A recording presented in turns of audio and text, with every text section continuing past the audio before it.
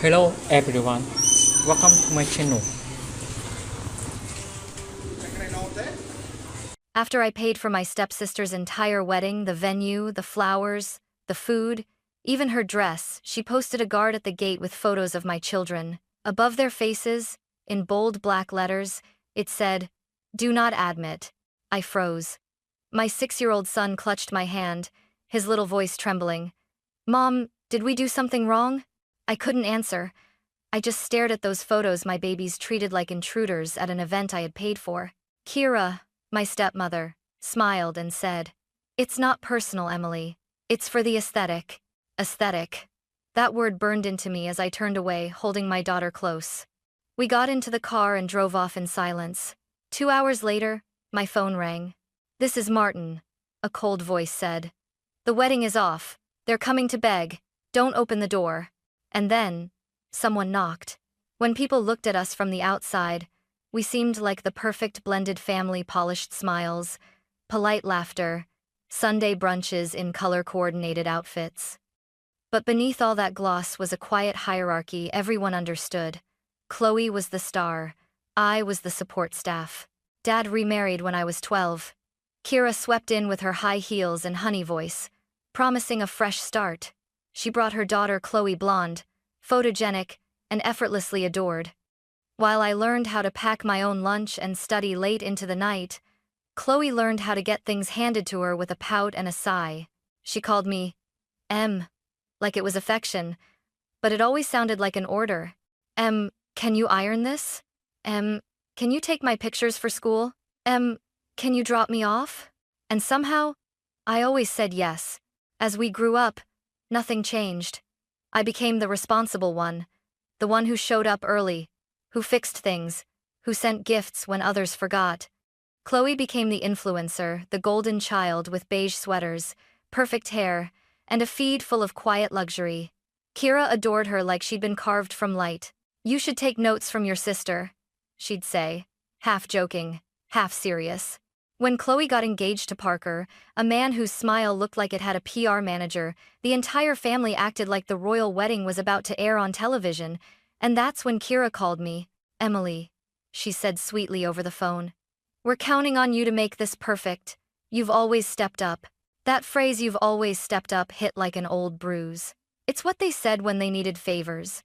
When Dad needed a loan, just until payday. When Chloe needed a new laptop for college projects. Every time, I stepped up. Every time, it cost me something: money, time, peace. Mark, my husband, overheard the call. "Don't do it, Em," he warned. "You can love your family without bankrupting yourself for them." But I smiled the way people do when they're trying to convince themselves everything will be fine. "It's just one wedding," I said. "What's the worst that could happen?" I didn't know that sentence would haunt me later. That night, I looked at our savings spreadsheet: preschool tuition, rent, groceries, a little cushion for emergencies. It was tight but stable. Then Kira's voice replayed in my mind. "You've always stepped up." Maybe this time, stepping up would earn me their respect. Maybe this time, they'd finally see me. I didn't realize they already did. They saw me exactly for what I was, the one who always pays. Dinner at Dad and Kira's house always felt like stepping onto a movie: set expensive candles, linen napkins, and the scent of lemon polish covering something rotten underneath. That night, the family dinner was just another stage. Kira greeted us with air kisses. "Emily, darling, Chloe's got something so exciting to show you." Chloe appeared 20 minutes late, glowing like a commercial. She wore a white silk blouse, her engagement ring catching every bit of light in the room. "Parker and I finally decided on a theme," she announced, sliding into her chair. "Classic, elegant, minimalist luxury." Dad poured wine for everyone except Mark. He still hadn't forgiven my husband for questioning family decisions. Then, Kira placed a thick white binder on the table, glossy, organized, terrifyingly official. "Here's the preliminary plan," she said, smiling like a realtor about to close a deal. I flipped it open. Each page had photos of venues, cakes, table settings, and the part that made my stomach drop: price tags.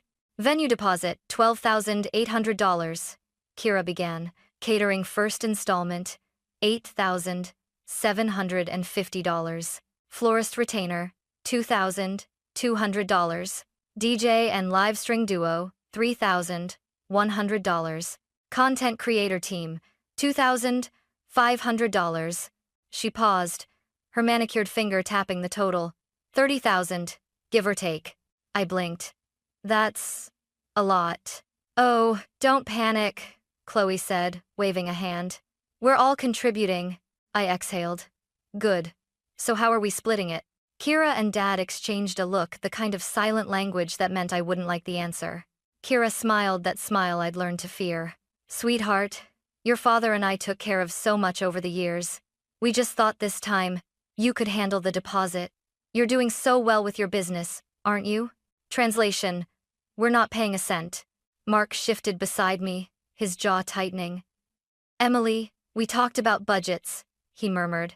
Chloe leaned forward, all fake sympathy. Come on, Em. You always step up. It's kind of your thing. My cheeks burned.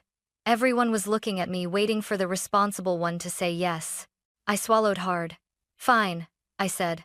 I'll cover the deposit. Wonderful, Kira clapped. We'll sort the rest later, as a family. Later never came. After dinner, as I helped clear the table, Kira leaned close enough for me to smell her perfume, roses, and control. You're a blessing, Emily, she whispered. Chloe's day will be perfect because of you. On the drive home, Mark didn't speak until we pulled into our driveway. You just volunteered 30 grand for a woman who once sold your prom dress on eBay, he said flatly. I tried to laugh, but it came out broken. It's fine. It's her wedding. He turned to me, eyes sharp in the dark. No, Em. It's her test. And you just failed it again. I didn't answer, but somewhere deep inside, a quiet voice whispered that he might be right. A week after that dinner, the messages began. At first, they were small, polite, wrapped in emojis and fake warmth. Kira. Hey, sweetheart, small favor, the florist needs a deposit today. We'll reimburse soon. Chloe. DJ discount ends tonight. Can you just send it now? I'll pay you back Friday 20. Friday came and went. So did the reimbursement. By the second week, I was $10,000 lighter and one apology poorer. I started keeping a note in my phone called Wedding Payments, Temporary. Temporary like hope. I wrote each amount, each date, each lie that sounded like love. Mark watched me tap at my calculator one night while folding laundry. How much have you sent so far? He asked. Just a few things, I said. How much, Em? I hesitated. Around 14. He dropped the shirt in his hand. 14,000? Emily, are you serious? They said they'll pay it back. Mark laughed without humor. They said that about your dad's truck loan, about Chloe's laptop, about... I know, I cut him off. But it's family. He stared at me for a long time. Family doesn't need to print your name on receipts to remember it. His words hit me like a quiet truth I didn't want to hear. The next few days blurred into endless requests. Venue wants full payment early. Parker forgot his tux deposit. Could you just cover it? We're drowning, Em. Every message carried the same unspoken threat. If you say no, you're the problem. At work, while my yoga students breathed through poses, I could barely inhale. My body moved automatically, stretch, hold, release, but inside, I was folding tighter and tighter. Then came Chloe's social media posts. A story of champagne glasses clinking. A caption, "Dreams do come true when you have people who love you enough to believe." I stared at it for a full minute. People who love you enough to pay your bills? I turned my phone face down. That night, while Mark read bedtime stories to Ethan and Lily, I sat at the kitchen table surrounded by bills, invoices, and Kira's cheerful messages. You're a lifesaver. We're so grateful, sweetheart. Promise we'll settle up after the honeymoon. I realized something sickening. They didn't even pretend it was a loan anymore. It was an expectation.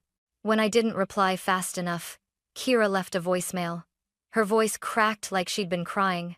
Emily, we're under so much stress. Chloe's having anxiety attacks. I know you won't let us down. And that's when I broke. I transferred another $2,500.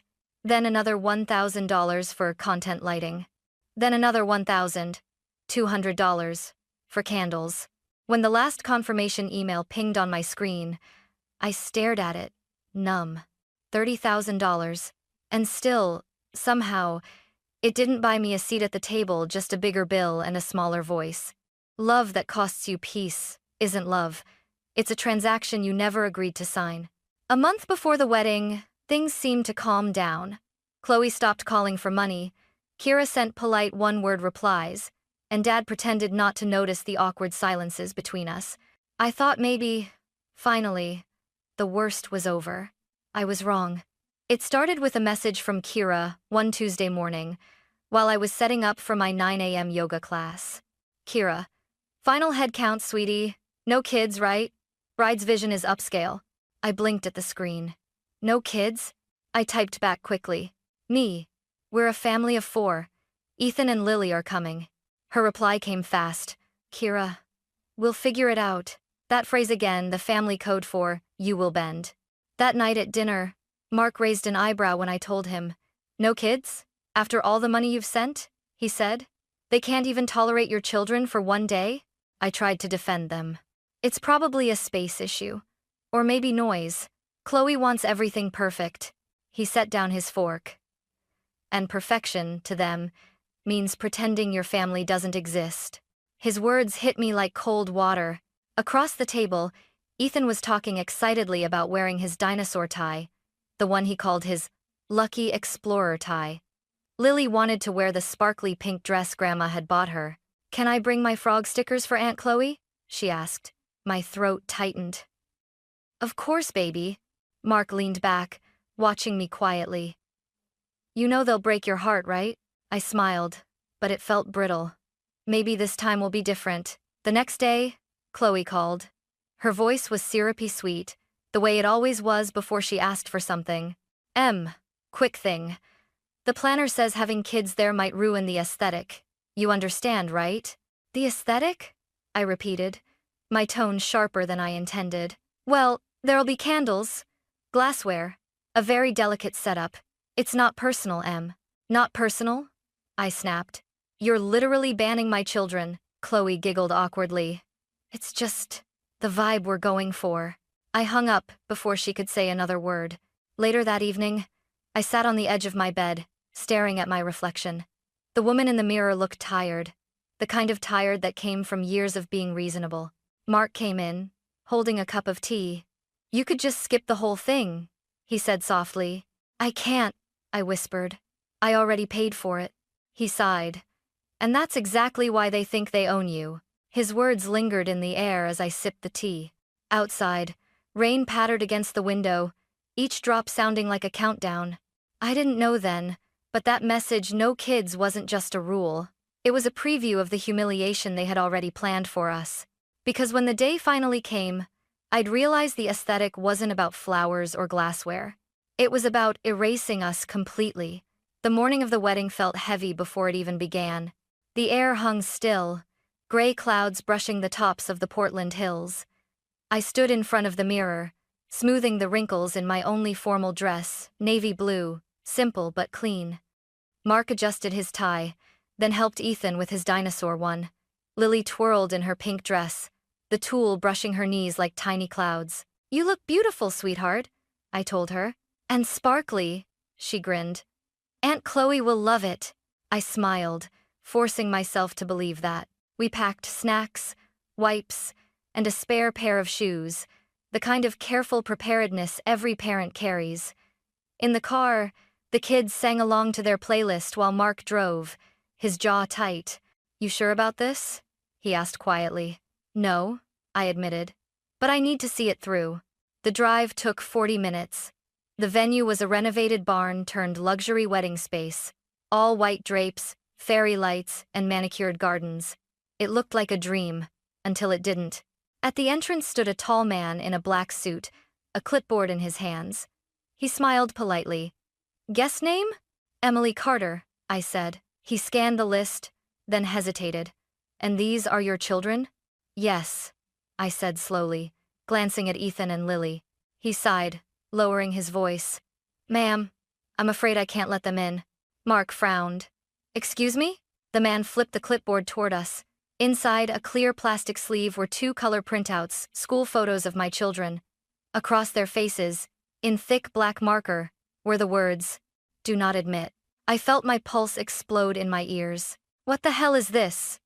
Mark's voice was sharp. The man looked apologetic. "I'm just following the bride's instructions."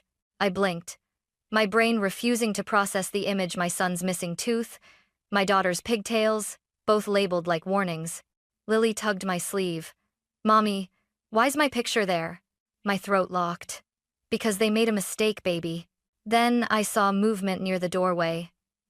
Kira appeared, all poise and pearls, her smile lacquered. Chloe peeked from behind her, nervous but silent. "Oh, Emily," Kira said softly, as if we'd arrived late to brunch. "We tried to call you. There must have been a mix-up." "No calls," I said. My voice trembled, but not from weakness, from anger. "It's just logistics," she said smoothly. "The planner wanted an adult, only atmosphere. It's for the aesthetic." I laughed. A short, ugly sound. "The aesthetic? You printed my children's faces like they're criminals." Kira tilted her head, her voice flattening. "Let's not make a scene, Emily. It's Chloe's day." Mark stepped forward. "You humiliated my family. There's already a scene." Chloe finally spoke, her tone defensive. "It wasn't personal, Em. You know how planners are. They're strict about vision." "Vision?" I said, shaking. "Your vision includes erasing my kids?" Ethan's lip trembled. "Did we do something bad?" I knelt down, cupping his face. "No, sweetheart, you did nothing wrong." The wedding coordinator hovered nearby, eyes darting like she wanted to disappear. Other guests walked past, pretending not to notice, their smiles stiff. "Please," Kira said, in that careful, performative voice she used when she wanted to control the narrative. "Don't ruin this moment." I stood slowly. "You ruined it when you turned my family into props." I pulled an envelope from my purse, the wedding card we'd prepared, the one holding a gift check I now wished I could set on fire. I placed it firmly in Kira's hand. "Congratulations," I said. Kira blinked. "You're leaving?" "Yes," I said quietly. "You didn't invite us." Mark took Ethan's hand. I lifted Lily into my arms. We turned toward the parking lot. As we walked away, the crunch of gravel under our shoes sounded louder than any applause inside. The children were quiet, confused but trusting. In the car, Lily pressed her cheek against my shoulder. "Can we go home now?" "Yes, baby," I whispered. "We're going home." Mark's hands were steady on the wheel, but his voice cracked when he finally spoke. "You did the right thing, Em." I stared out the window as the venue disappeared behind us, fairy lights fading into fog. For the first time in my life, I hadn't stepped up. I'd stepped out. We drove in silence for a while, the road curling through pine trees. Then Mark reached over, resting his hand on mine. "You finally stood up," he said softly. "Not for them. For you." I nodded, tears sliding down my cheeks. It shouldn't have taken this long to learn. End of 4. When we got home, Ethan asked if he could have fries for dinner. Lily wanted to watch Finding Nemo. So we did. And as laughter filled the room again, I realized something I'd never dared to believe before. You don't owe your peace to people who trade your dignity for their aesthetic. That night, I fell asleep to the sound of my children's breathing, proof that I'd made the only choice that mattered. 2 hours after we left the wedding, the house was finally calm again. Ethan and Lily were sprawled on the living room rug, coloring frogs and dinosaurs while Mark reheated leftover pasta. It should have been an ordinary Saturday night, but the silence felt heavier than it should have. I kept replaying the image in my head, their faces under that black, ugly ink. "Do not admit." Then my phone rang. An unknown number. I hesitated before answering. "Hello?" A man's voice, deep and measured, came through. "Is this Emily Carter?" "Yes." "This is Martin, Parker's father." I froze. Martin was the one who'd written the checks for most of the wedding. A man so controlled that even his silence sounded expensive. "I just saw the list," he said flatly. "The photos. The guard." I didn't breathe. He continued, voice like cold metal. "The wedding is off." "What?" I whispered. "They're on their way to your house to beg," he said. "Don't open the door." The line went dead. For a moment, I stood there, the hum of the refrigerator suddenly deafening. Then, outside, headlights swept across our window. Mark looked up. "Who is it?" Before I could answer, the knocking began. 3 sharp raps, confident, urgent. Then a familiar voice, muffled through the wood. "Emily, it's Chloe. Please, can we talk?" I froze. Another voice joined hers, Kira, sharp and brittle. "Open the door, Emily. This is ridiculous." Mark took a step forward, but I caught his arm. "No," I said. "Don't." Martin called. He said not to.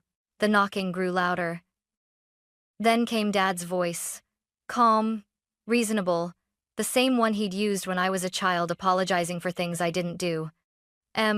Honey, let's be adults about this. Open up and we can talk." Talk. That word had always meant they talk. I listen. I pressed my hand to the cool wood of the door, my pulse pounding. On the other side, Chloe's voice cracked.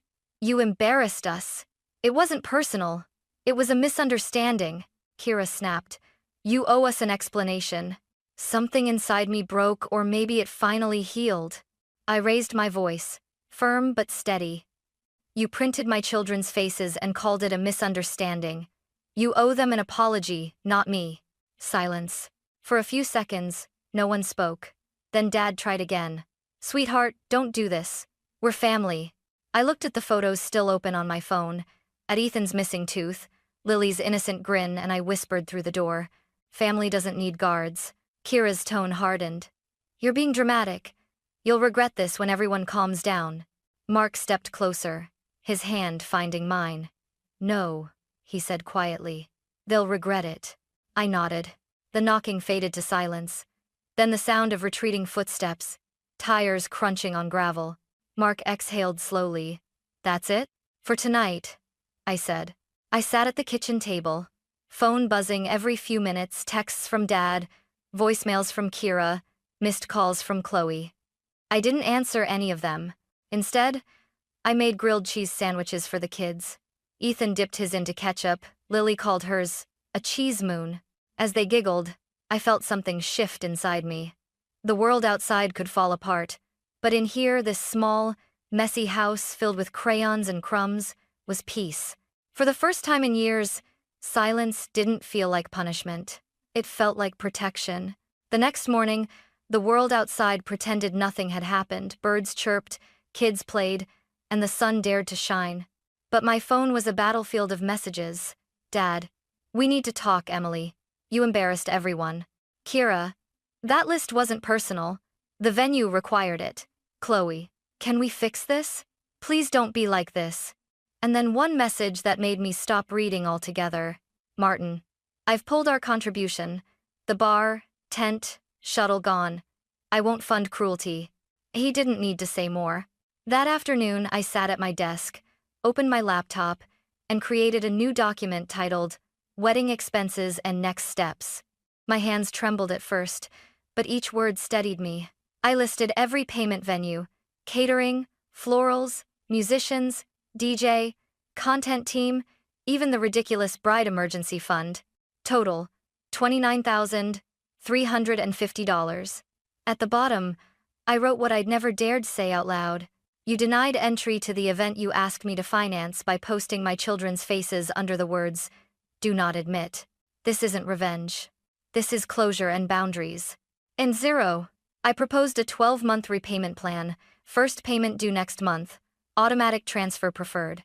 Then I attached the invoices, added their emails: Dad, Kira, Chloe, Parker, and hit send. Mark looked over my shoulder as the email whooshed away. "You sure you want to do that?" he asked. I nodded. "Yes, I'm done paying for silence." Responses arrived fast. Kira, "How dare you threaten your own family?" Dad, "We can talk privately, sweetheart. No need for this." Chloe, 12 months? Lol. We're not a bank. Parker, "Let me figure things out." I stared at the screen and smiled, not with amusement, but recognition. I'd heard it all before. That evening, as I was closing the studio after my last class, a voice called from the door. "Emily?" It was Parker, still in his wedding suit, his tie undone, looking like someone whose world had finally caught up to him. "Can we talk?" he asked. I crossed my arms. "Make it quick." He took a deep breath. "That email was intense. So was having a guard turn my kids away," I said. He winced. "I didn't know about that part until after." "Chloe, don't," I cut him off. "You didn't stop it either." He looked down at his shoes. "You're right. I didn't. But I want to make it right. 12 months, right?" "Automatic transfers," I said. "First of every month." He nodded. "Done." Then, almost whispering, "Tell Mark I'm sorry. Tell Chloe. Never mind." When he left, the sky was turning gold. The studio lights reflected off the windows, and for the first time in weeks, I saw my own reflection without guilt. The next morning, the first payment arrived. $1,945.83. Memo line. For peace. I laughed out loud. Peace, the one thing money could never buy, but boundaries could. Later that day, Mark kissed my forehead as he left for work. "You look lighter," he said. "I am," I told him.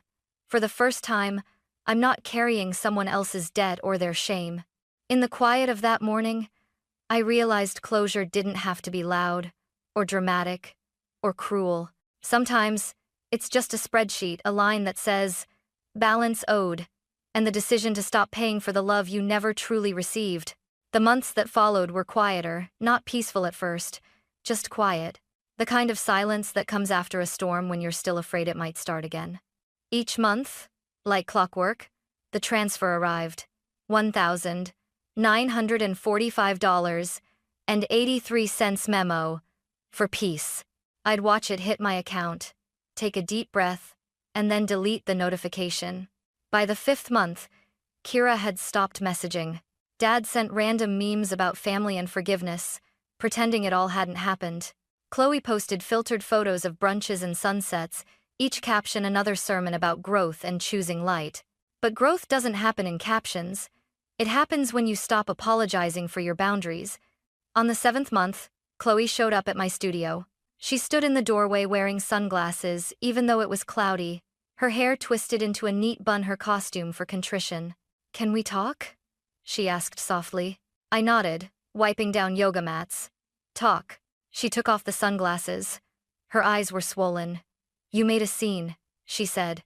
"You made a list," I replied. "It wasn't personal," she whispered. "It was a photo of my children," I said, with "do not admit" written across their faces. "Don't tell me it wasn't personal." Her lip trembled. "Mom says you've always hated me." I met her gaze. "I've always paid for you." She didn't argue. She just stood there, small for the first time in her life. "So what now?" she asked. I exhaled. "Now, we start over. We say hello at birthdays, goodbye at holidays. We don't exchange money, we don't weaponize guilt, and we don't put each other's kids on lists." She smirked faintly. "You sound like a therapist." "I sound like a mother," I said. Chloe nodded slowly, almost respectfully. "Fine," she murmured. "Parker and I got married at the courthouse last week. You weren't invited." I smiled. "Good." She blinked, confused, like she expected me to beg for inclusion. When she left, I didn't feel anger, just relief. Month 8, then 9, then 10. Each payment came, smaller than the one before, interest and morality, maybe. Then one morning, an email from Martin arrived. Subject: refund summary. Applied final vendor credits. Your balance is 0. You did right by your family, even when they didn't do right by you. I stared at those words until they blurred. Balance: $0. It didn't just mean the money was returned. It meant I was free. Later that evening, Mark grilled burgers in the backyard, while the kids chased each other with bubbles. Dad came by, holding a plate of watermelon. He looked smaller than I remembered. He asked Ethan about school, Lily about her favorite color. Then he looked at me. "You're different," he said quietly. "I'm better," I replied. He nodded once. No defense, just understanding. Maybe even respect. As the sun dipped behind the fence, Mark reached for my hand. "You did it," he said. "I didn't fix them," I replied. "I fixed me," he smiled. That's the only job that ever mattered. That night, after the kids went to bed, I opened my email draft titled Closure.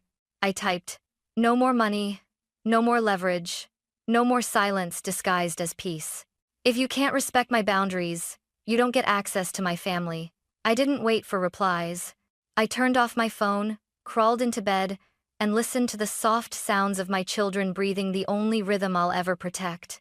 Some people will say I was dramatic, but people who profit from your silence will always call your boundaries rude. I didn't slam the door. I simply decided who gets to walk through it. And that, finally, felt like peace.